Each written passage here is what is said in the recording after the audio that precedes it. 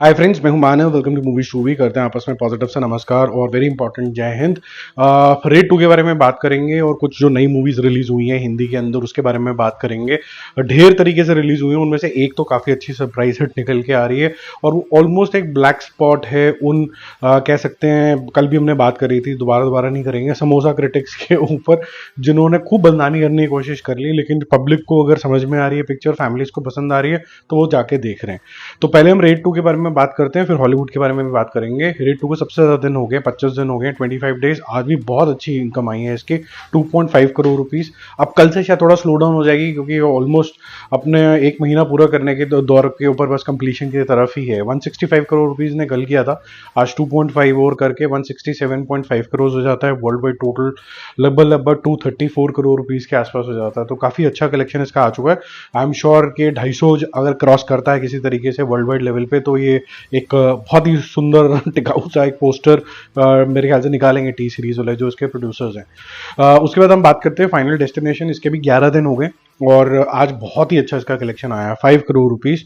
और लोगों को काफी अच्छा लग रहा है कॉन्सेप्ट, बहुत सालों बाद आया है मेरे ख्याल से। इससे पहले वाली जनरेशन ने लार्जली इस तरीके का कॉन्सेप्ट देखा था और ये वाला कॉन्सेप्ट अब एक फ्रेश तरीके का लगने लगा लोगों को। प्रोडक्शन क्वालिटी ट्रस्ट में बहुत ज्यादा इंप्रूव हो गई। अगर आप 2000 की फर्स्ट वाली देखोगे जिसका रिव्यू मैंने मूवी शो इंटरनेशनल पे किया हुआ है, जरूर जाके उसको चेकआउट करना, सब्सक्राइब करना उस चैनल को।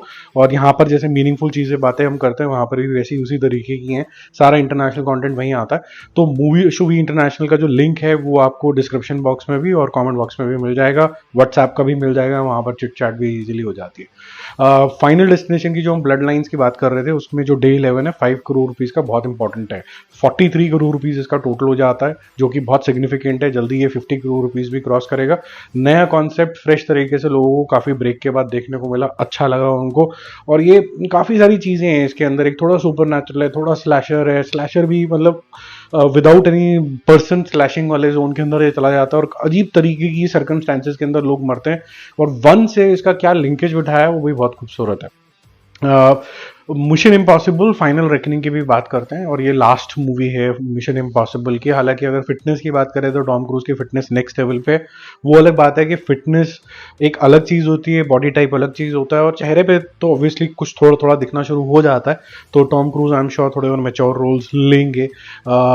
डिस्करेज तो नहीं करूंगा किसी भी स्टार को कि अगर आप फिट हो, अच्छे तरीके से इतनी कमिटमेंट देते हो, तो आप कोई और तरीके के रोल करना शुरू कर दो। बट एज अप्रोप्रिएट करना शुरू हो जाए तो फिर और भी अच्छा लगने लग जाता है। मिशन इम्पॉसिबल फाइनल रेकनिंग का डे 9 इज 8 करोड़ रुपीस। बहुत अच्छा इसका कमबैक हुआ है। ऐसा लग रहा था कि फाइनल डेस्टिनेशन इसको ओवरटेक कर देगी in terms of daily collections, जो हमने 3 दिन पहले शायद बात करी थी इसके बारे में। लेकिन फाइनल जो डेस्टिनेशन है वो भी इसको पीछे ही है इसके। मिशन इम्पॉसिबल फाइनल रेकनिंग, दोनों में फाइनल नंबर है, कौन सा फाइनल ज्यादा बड़ा जाएगा वो देखने वाली बात होगी। लेकिन लार्जली मिशन इम्पॉसिबल जो है वो 100 करोड़ के आसपास जाके रुकेगा। कल से इसमें ड्रॉप आएगा। 114 करोड़ रुपीस क्या ग्रॉस लेवल पे क्रॉस करेगा इंडिया लेवल पे, वो एक इंपॉर्टेंट चीज है क्योंकि इससे पहले वाले वर्जन ने इतना कलेक्शन इंडिया में कर लिया था। भूल चूक माफ का डे 3 है और यही वो पिक्चर है जिसने बहुत बड़ा ब्लैक स्पॉट डाला है, एक्सपोज किया है किस्म से बहुत से ऐसे चंगू मंगू कह सकते हैं क्रिटिक्स को, जिनको समोसा ना मिले तो बिलक जाते हैं। और आज भी मैं देख रहा था कि आज भी बहुत सारे उन्होंने स्टोरीज, कमेंट बाजी, ये सब चीजें डाली कि भाई हमें नहीं समझ में आ रहा, जनता को आवाज उठानी चाहिए। जनता ने क्या किया, उठा के आवाज उठाने के चक्कर में कि भाई तुम बेवकूफ हो, तुम्हें कुछ नहीं आता, हम जाके पिक्चर देखेंगे और इतना ज्यादा देखेंगे कि हम रिकॉर्ड ही बना देंगे। अभी तक का सबसे हाईएस्ट ग्रोसिंग दिन बना दिया भूल चूक माफ का। 12.5 करोड़ रुपए की आज इनकम आई है, कल 9 करोड़ रुपए करे थे। 16.5 plus 12.5 is approximately 29 crore rupees के आसपास इसका नेट कलेक्शन आ चुका है। तो जब भी कोई ऐसी मूवी आएगी जो हल्की फुल्की होगी और जो फैमिलीज को लेके आएगी, बहुत खूबसूरत भी ना बनी हो लेकिन अगर अबव एवरेज वगैरह भी है, तो लोग जाके थोड़ा इंजॉय करके थोड़ा अपना माइंड हल्का फुल्का करना चाहते हैं। इस तरीके की मूवी मेरी समझ के हिसाब से 50, 60 से 75 करोड़ रुपए का पोटेंशियल हमेशा ही रखती है। अगर ये मोमेंटम बना रहता है तो एक ये सरप्राइज 100 करोड़ वाली मूवी हो सकती है। पर मेरी एडवाइस राजकुमार राव को रहेगी कि भाई ये क्या होता है कि आपका जो चलन चलने लग जाता है ना, उसके चक्कर में आप सेम तरीके की चीज करते रहते हो। अगर if you have to really do something awesome and for long term, stop doing these roles, make a conscious choice and do something different. ठीक है, तो मालिक जो उनकी या मलिक जो भी वो पिक्चर आ रही है उससे काफी उम्मीद है, क्योंकि इसमें ग्रे शेड का कंप्लीटली कैरेक्टर होगा, तो होपफुली वहां पर हम उनकी एक्टिंग की प्रोग्रेस देखेंगे।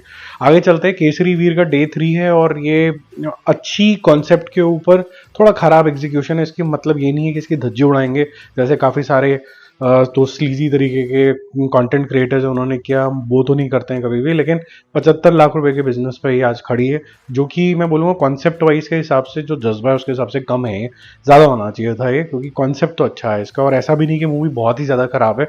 ये ज़रूर है कि प्रोडक्शन क्वालिटी का आपको लगता है खामियाजा है इसके अंदर, एडिटिंग और शार्प हो सकती थी, फीमेल लीड और बेटर हो सकती थी, डायरेक्शन के अंदर और एक स्पार्क हो सकता था जिसके अंदर आप कुछ एक ऐसा मोटिवेशन ले आते एक्टर्स के लिए कि उनकी अच्छी परफॉर्मेंसेस निकाल लेते। जैसे यशराज स्टूडियो के अंदर अगर आप सिद्धार्थ मल्होत्रा, सिद्धार्थ आनंद देखें तो उन्होंने टाइगर श्रॉफ से भी बहुत खूबसूरत तरीके की एक्टिंग निकलवाली वॉर के अंदर, और आज एनटीआर से ज्यादा लोग उसको अप्रिशिएट कर रहे हैं। Imagine this. तो डायरेक्टर के ऊपर बहुत कुछ निर्भर करता है कि वो कैसे मोटिवेट करता है स्टार्स को। पुणे हाईवे एक काफ़ी अच्छी पिक्चर है, लेकिन अनफॉर्चुनेटली किसी को पता ही नहीं है, तो मैं अपने चैनल पे रिव्यू भी कर चुका हूँ और आपको बता भी रहा हूँ कि ये अच्छी एक मिस्ट्री है जो आपको देखनी चाहिए। डे 3 इज टोटल मिला के सिर्फ 15 लाख रुपए, ये इससे बहुत ज़्यादा डिजर्व करती है। इसका एक प्ले भी है जो कि कई सालों तक, मेरे ख्याल से 15-20 साल तक चलता रहा है इसमें बॉम्बे में, और काफ़ी लोगों ने अप्रिशिएट किया है। कुछ कुछ आर्टिस्ट जो उसके अंदर मेन लीड के अंदर थे इसके अंदर सपोर्ट के अंदर है, जैसे कि रजत कपूर। देखो, बहुत अच्छी लगेगी आपको मूवीज, और बिना वो फ्लैशी वीएफएक्स के ना, वो कोई अच्छी मूवी अगर देखने को मिल जाए तो उसमें से ही है। और एक और अच्छी पिक्चर है जो जबरदस्ती मतलब क्योंकि स्टारकास्ट कोई उनकी बहुत फेवरेबल नहीं होगी, उनको फेवरेट्स में नहीं आती होगी, या फिर रीमेक की तहमत लगी हुई होगी, वो लेबलिंग हो जाती है जिसकी वजह से, इस वजह से लोग ने थोड़ा मुंह बना के रखा हुआ है। लेकिन cup cup he I think is a good movie. आप जाते हो, आपका अच्छा खासा सा टाइम पास होता है। ये ऑलमोस्ट भूल चूक माफ के टक्कर की मूवी है, आपको इंजॉयबल लगती है। डे 3 इसका जो है वो करीबन करीबन 30 लाख रुपए, जैसे इसका टोटल जो है 1 करोड़ रुपीज के आसपास हो जाता है। ये इससे बहुत ज्यादा डिजर्व करती है। जो लोग देख के आए हैं उनको अच्छी लग रही है, जो लोग जबरदस्ती का नाटक करना चाहते हैं, बहुत ही ज्यादा इंटेलेक्चुअल हो गए हैं, और हम इसके अंदर जबरदस्ती कमी ढूंढेंगे क्योंकि ये रीमेक है, और क्योंकि हिंदी सिनेमा में आई ऑल्सो एक्सेप्ट कि बहुत ज्यादा रीमेक्स बनते हैं, तो हम जबरदस्ती दुत्कारते रहेंगे। अगर दुत्कारते के जोन से अगर बाहर जाएंगे तो अच्छा रहेगा। और मुझे ऐसा लगता है कि सितारे जमीन के अंदर अगर मैं आमिर खान को अगर थोड़ा सा हटाऊं, बस मैं उसको ये चीज के लिए अप्रिशिएट करूंगा, ये टॉपिक उसने चुना, ये जो बच्चों के साथ वो अचीव करने की कोशिश कर रहे हैं सोसाइटी के अंदर इंक्लूजन, ये बहुत ही अच्छा टॉपिक है। तो मैं आपको सबको ये रिक्वेस्ट करूंगा कि वो मूवी को फेयर चांस मिलना चाहिए, क्योंकि चलो फॉरेस्ट गंप का रीमेक करना और वो कोई बहुत ज़्यादा सिग्निफिकेंट बात नहीं थी, ये सिग्निफिकेंट बात है। यहाँ पर जो डाउन सिंड्रोम से बच्चे बिल्कुल सिक्लूडेड फील करने लग जाते हैं और सोसाइटी में उनकी कोई जगह ही नहीं होती है, जैसे कि ट्रांसजेंडर्स वगैरह, तो इनकी जो इंक्लूजन है सोसाइटी को और ज़्यादा स्ट्रांग बना सकती है। तो ये मेरे ख्याल से बहुत इंपॉर्टेंट टॉपिक है, और जितने बेवकूफ़ लोग हैं उनको समझाओ कि यार ये जबरदस्ती के किसी ज़माने में तुर्की गए थे और आज के ज़माने में तुर्की ने कोई एक्शन लिया था जिसको किसी को भी डेजा वू नहीं हो सकता कि भाई आगे ये एक्शन होने वाला था। Indian flag properly Aamir Khan ने यूज़ किया हुआ है अपनी प्रोफाइल के ऊपर, प्लस कुछ एक्शंस मूवी की चॉइसेस से भी ये बड़े क्लियरली समझ में आते हैं कि he is making few movies which are very pro India concepts और इंडिया प्रॉब्लम, सोशल इश्यूज। तो मेरे ख्याल से एक फेयर चांस तो बनता है। आपको जो घृणा रखनी है आर्टिस्ट के लिए वो 2 मिनट के लिए साइड रख सकते हैं, लेकिन मूवी को आप मेरे ख्याल से थोड़ा एंजॉय कर सकते हैं, ऐसा मुझे लगता है। बट अगर आपका कोई काउंटर व्यू पॉइंट है तो सभ्यता के दायरे में प्लीज़ कमेंट करो, अगर सभ्यता नहीं है तो प्लीज़ मत करो। ठीक है, बाय बाय।